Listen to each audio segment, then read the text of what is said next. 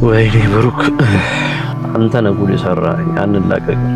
ያቺ ኤፍራታ እስካሁን በሕይወት አለች? በጣም ጥሩ። ይኸውልሽ የሬሳ መገነዣ ከፈን ማለት ነው ገዝተሽ ጠብቂ። ሬሷ ነው የሚወጣው። ሊገለኝ ነው? አይ ከፍሎ እንደ ቀፎ ሊሰቅልሽ። አዎ ይገለኛል። እና ዝናን ጠርተሽ መድበል ሞቷል ብለሽ እንዳሲያሹ መቸስ አዘናግተሽ እሱ የሚጠፋሽ ነገር አይደለም። ዝም ብዬማ አልሞትም። ግን ምንም አይጸጽትሽም? ብሩክ እንደዚህ ልም ብሎ ስቅር ምንም አይሰማሽም? እሱ ኖረ አልኖረ ለኔ ምን ጠቀመ? ምን አገባኝ? ይሄን ያክል ጊዜ ቆይቶ ግን በህይወት ይኖራል ብዬ አላስብም። ግን እሱን በማጣትሽ በጣም የተጎዳሽ። አልተጎዳሁም። ገና ከካሌብ ጋር ሆኜ ዓለምን የሚጎበኘው እመኝ። እሱን የዛለት ነበር መግደል ነበር። ሃይ መድብል ግፋቢል እኮ ምሳሌን አትፋታ። ሞገስ ምንም አላተረፈም። ዝናን እኮ ያዝኩት ስለ ብሩክ ለማወቅ ነበር። እነሱ ምሳሌን ያዙ፣ እኛ ደግሞ ምሳሌ ነፃ ወጣናት። በቃ ሞገስ ይሄ የመጀመሪያ ዕቅዳችን አለ። በችግር ላይ የተፈጠረ ሌላ ችግር ነው የፈታነው። እንግዲህ አሁን ዝና አምልጧል። ምን ለማድረግ እያሰበ እንደሆነ ማወቅ አንችልም። አይዞህ መድብል ምንም አይፈጠርም። ሁሉም ነገር ደህና ይሆናል። ሞገስ ወንድሜ ይኑር ይሙት እንኳን አላውቅም። መሞቱና መኖሩ ብቻ አይደለም የት ቦታ ምን እንዳደረጉት ምን እንደሆነ እንኳን ምንም ፍንጩም የለኝም። ምንም አላውቅም።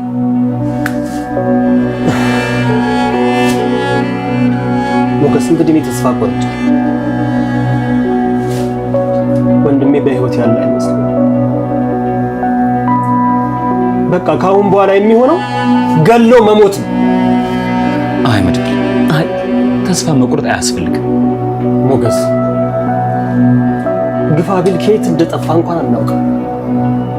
ሞገስ እንዴት ቆይ ሁሉንም ፍንጭ ማጥፋት እንዴት ይቻላል? እንግዲህ ካሌብ መሞት አለበት።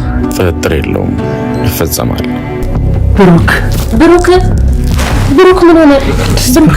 ብሩክ ምን መድብል በስተመጨረሻም ብሩክ ያለበትን ሁኔታ እያወቀ ይመስላል። ስልኩ ላይ የሆነ መልእክት ተልኮ ወይ ደግሞ ተደውሎለትም ሊሆን ይችላል። ስልኩን እያየ ነበር። በጣም ተደናግጦ ቅድስትን ስልኩን እያየ ብሩክ ሲል የነበረው ማለት ነው። ያው ብሩክ ዛሬ ደግሞ ያሳዩን እንዴት ከቤቱ እንደጠፋና እንዴት የካሌብ ሰዎች ብሩክን ማደንዘዣ ወቅቶት በተኛበት ማደንዘዣ ወቅቶት እንዴት ይዞት እንደሄዱ ሲያሳዩን ነበር ማለት ነው። ለሁሉም ሰው ጥያቄ የነበረው ብሩክ የት ነው የገባው? በህይወት አለ ወይስ የለም? እንዴት ነው የጠፋው? የትስ ነው የሄደው የሚለው ነገር መላውን ቤተሰብ አስጨንቆ ነበርና አሁን ደግሞ በስተመጨረሻ ላይ ብሩክ እነ ካሌብ ጋር እንዳለ አረጋግጠናል ማለት ነው። ዝና እንደውም ዛሬ ለካሌብ ደውሎ መሞት እንዳለበት እየነገረው ነበር ማለት ነው። ያው ብሩክን እንዲገሉት ማለት ነው። ይሄ ሁሉ ነገር የተፈጠረው ብሩክ እዛ ጋር በፈጠረው ስህተት እንደሆነና ዝናም አሁን ላይ በጣም እየተበሳጨና ነገሮች ሁሉ የተበላሹብኝ ባንተ ምክንያት ነው ብሎ ብቻውን ሆኖ ራሱ ብሩክ ላይ እየዛተ ነው ማለት ነው። ያው ዝና ባለፈው እዛ ጋር መድብል ስልኩን ስለጣለ ብቻ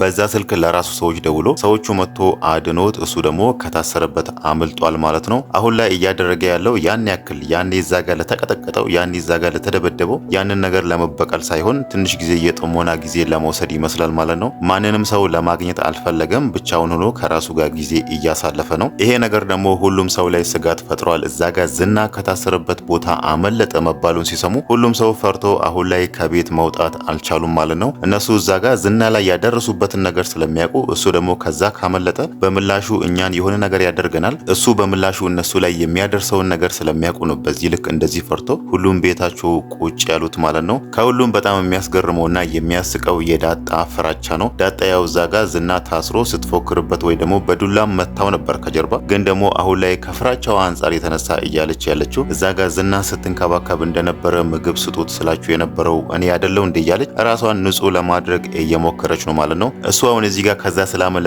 ማድረግ የሚፈልገው ሁሉንም አንድ ባንድ መበቀል የሚፈልገው ግን ደግሞ መጀመሪያ ላይ ዋጋ ማስከፈል የሚፈልገው ኤፍራታን ነው። ይሄንን ሁሉ ነገር ያደረገችው እሷ ስለሆነች ማለት ነው። እሷ ነች እሱን አሳልፋ ለመድብል ሰጣ። መድብል ደግሞ ይሄንን ሁሉ ዋጋ ሲያስከፍለው የነበረው ማለት ነው። ዛሬ እንደውም ማህሌት ደውላ ስታናግረው ኤፍራታ በህይወት አለች፣ ሬሳዋ የሚጠቀለልበትን ጨርቅ አዘጋጅና ጠብቂኝ እመጣላታለሁ እያለ ነው ማለት ነው። ያው ነገሩን ወይ ደግሞ በቀሉን ከኤፍራታ ነው መጀመር የሚፈልገው ማለት ነው። ኤፍራታ አሁን ላይ ምንም ነገር ማድረግ እንደማትችል አምናለች። ተስፋም የቆረጠች ይመስላል። እዛ ጋር ዝና መጥቶ እሷ ላይ የሚያደርሰውን ወይ ደግሞ እሷ ላይ የሚያደርገውን ጥቃት ለመቀበል የተዘጋጀች ይመስላል። እዚህ ጋር ምንም ነገር ማድረግ እንደማትችል አምና አንዳንዴ ማህሌትንም ትለምናታለች። ከዝና ጋር በፊት ተቀራርቧል ነበር። የሁለታቸውን ግንኙነት እስቲ ሌላው ነገር ቢቀር እኔ ለማዳን ተጠቀሚበት ብላ እዛ ጋር ማህሌት ዝናን ለምናላት የሚሆን ወይ ደግሞ በሌላ መንገድም ቢሆን ከሷ እንድትከላከል ትፈልጋለች ማለት ነው። ማህሌት ደግሞ እንደዚህ ነገር ውስጥ መግባት አትፈልግም። ምንም እንኳን ኤፍራታ የአክስቷ ልጅ ብትሆንም እሷን ለማዳን ደግሞ ከዝና ጋር ወይ ደግሞ ከነካሌብ ጋር እንደዚህ አይነት ሰጣ ገባ ውስጥ መግባት አትፈልግም። ማህሌት እዚህ ጋር የምትፈልገው ራሷን ነፃ ማውጣት ትፈልጋለች። እናም ደግሞ የሆነ ጥቅም ወደሚገኝበት ቦታ ነው ሁሌ እሷ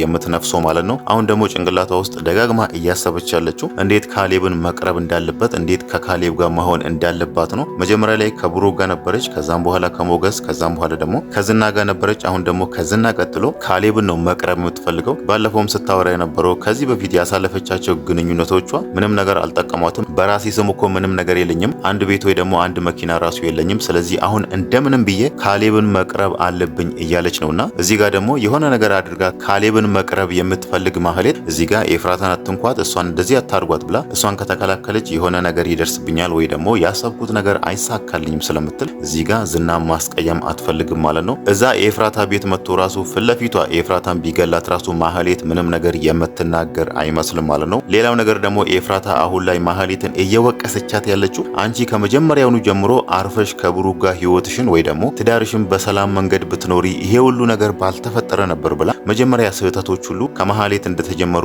እየነገረቻት ነው ማለት ነው። ማህሌት ያው መጀመሪያ ላይ ከብሩክ ጋር በትዳር እየኖረች ነበር። እዛ ጋር ምሳሌን ለመግደል ደጋግማ እሷን በመርዝ ልትመርዛ ስትሞክር ነበር። እናም ደግሞ መድኃኒቷን ራሱ በአግባቡ እንዳትወስድ ትፈልግ ነበር። ያው እሷ የምትፈልገው መጀመሪያ ላይ ብሩክን ትፈልግ ነበር፣ ግን ደግሞ እዛ ቤት ቅድስትንና ምሳሌን ማየት አትፈልግም።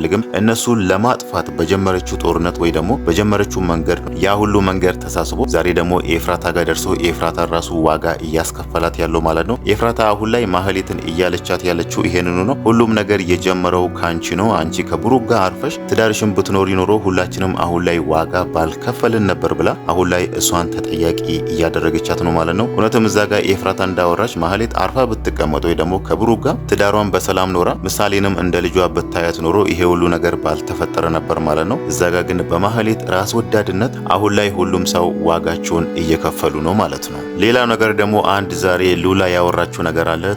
ተመልሰን እዛው የመጀመሪያ ፍራቻችን ቦታ ተመልሰናል ብላለች ማለት ነው። ያው በፊት ዝና ውጪ ያለ ጊዜ በጣም ይፈሩ ነበር። እሱ የሆነ ነገር ያደርገናል፣ ያጠቃናል፣ ያጠፋናል የሚለው ነገር ሁሉንም ሰው በጣም ሲያስፈራ ነበር። አሁን ደግሞ እዚህ ጋር ዝና አመለጠ የሚለውን ነገር ከሰማች እሷም የሚመጣውን ነገር እንዲሁ ታውቀዋለች። እሷ በፊትም ከዝና ጋር 10 ዓመት በትዳር ኖራለች። የዝናን ጸባይ አሳምራ ስለምታውቅ እዚህ ጋር ደግሞ ዝና ታስሮ እንደዚህ ለቀናት ሲደበደብ ነበር፣ እንዲህ ስናደርግ ነበር የሚለውን ነገር ከሰማች በኋላ ዝና ደግሞ እንደዛ ተሰቃይቶ በምላሹ ሁሉንም ሰው እሱን እዛ ጋር የሆነ ነገር ያደረጉትን ሰው የሚያስከፍለውን ነገር ስለምታውቅ ነው እዚህ ጋር አሁን ላይ ፈርታ ተመልሰን ወደዛ ፍራቻችን ገብተናል እያለች ያለችው ማለት ነው። ሌላ ነገርም ዛሬ አንድ ሞገስን ያሳሰበችው ነገር የጠበቃው ነገር ነው። እነሱ ባለፈው ለሁለት ሄዶ ስለ ትዳር ያወራችው ነገር ማለት ነው። ከዝና ጋር ያላትን ትዳር እንዴት ከሱ ጋር ፍቺ መፈጸም እንደምትችልና ሞገስም ደግሞ እንዴት አድርጎ ንብረቶቹን ማስመለስ እንደሚችል ጠበቃ እንዲያግዛቸው የሆነ ጠበቃ ቀጥሮ ነበር። ያንን ጠበቃ ግን ለሁለት ሄዶ ሲያገኙ ጠበቃው ሉላን እንዳያት ነበር። በሷ ተስቦ እጇን ይዞ ለመልቀቅ እንኳን አልፈለገም ነበር። መነጽሩን አውልቆ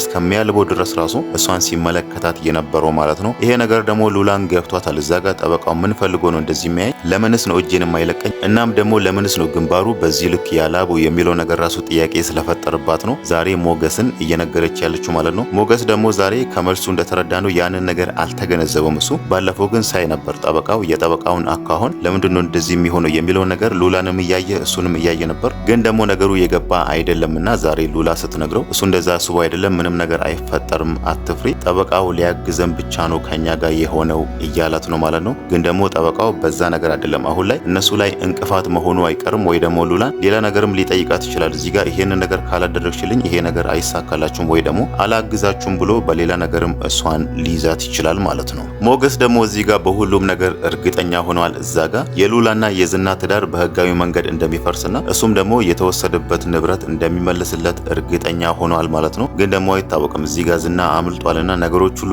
ቀላል አይሆኑም። እንደውም ከበፊቱ በጣም ከባድ እንደሚሆኑ ግልጽ ነው ማለት ነው። እሱ ደግሞ እዚህ ጋር ያለውን ነገሮችን በጣም ቀለል አድርጎ ነው። መድብልና ዳጣ ራሱ ዝናን ፈርቶ ዝና አሁን ወጥቷል፣ የሆነ ነገር ያደርጋል፣ አርፎ አይቀመጥም፣ ከዚህ በኋላ እሱን ለመያዝ በጣም አዳጋች ነው የሚለውን ነገር ሲያወሩ ራሱ እሱ ደግሞ ቀለል አድርጎ ምንም ነገር አይፈጠርም አታስቡ እያላችሁ ነው ማለት ነው። ቅድስት ደግሞ ዛሬ አንድ ያነሳችው ነገር አለ። እዛ ጋር ዝናን ከመፍራት የተነሳ እሷ ድጋሚ ይወስዳታል ወይ ደግሞ ድጋሚ አሁንም ያግቷታል ብላ ስለፈራች ምሳሌ ማለት ነው ይጃት ወደ ገጠር ሊሄድ ብላ መድብልን ጠይቃው ነበር። መድብል ደግሞ ይሄ ነገር እንደማይሆን ነግሯታል ማለት ነው። እሷ እዛ ሄዳ እዚህ ጋር ያለው ነገር ደግሞ ቢበላሽና ወይ ደግሞ እዚህ ጋር ዘመዶቿ ቤተሰቦቿ ቢጠፉ ቤተሰብና ዘመዶቿን ሳታቅ ልትቀር ነው። ስለዚህ ይሄ ነገር አይሆንም ብሏታል ማለት ነው።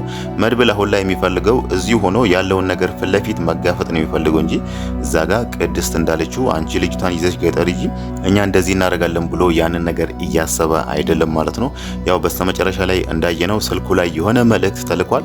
ስልክም ተደውሎ ይሁን ወይ ደግሞ ሜሴጅም ተልኮለት ወይ ደግሞ ፎቶም ተልኮ ይሁን ባናቁም ግን ስልኩ ላይ የሆነ ምልክት ገብቶለት ነው እሱ ደንግጦ ከተቀመጠበት ተነስቶ ብሩክ እያለ ለቅድስት እየነገራት ያለው ማለት ነው። ምናልባትም ብሩክ ከነ ካሌብ አምልጦ ሊደውልለትም ይችላል ወይ ደግሞ የሆነ ሜሴጅም ሊልክለት ይችላል። ያው ወንድሙ ስለሆነ ማለት ነው ያለውን ነገር በግልጽ ከመናገር ወይ ደግሞ ተደብቆም እዚህ ቦታ ነው ያለው ድረስልኝ ወይ ደግሞ እንዲማርግልኝ ብሎ የሆነ ምልክት ሊያስቀምጥለት ይችላል ማለት ነው። ግን ከመድብል ደስታና ከመድብል ድንጋጤ የምንረዳው ስልኩ ላይ የገባለት መልካም ነገር እንደሆነ ነው ማለት ነው። ሊሆን የሚችለው ምናልባት በአብዛኛው ሊሆን የሚችለው ደግሞ ብሩክ ሜሴጅ ልኮለት ሊሆን ይችላል ማለት ነው።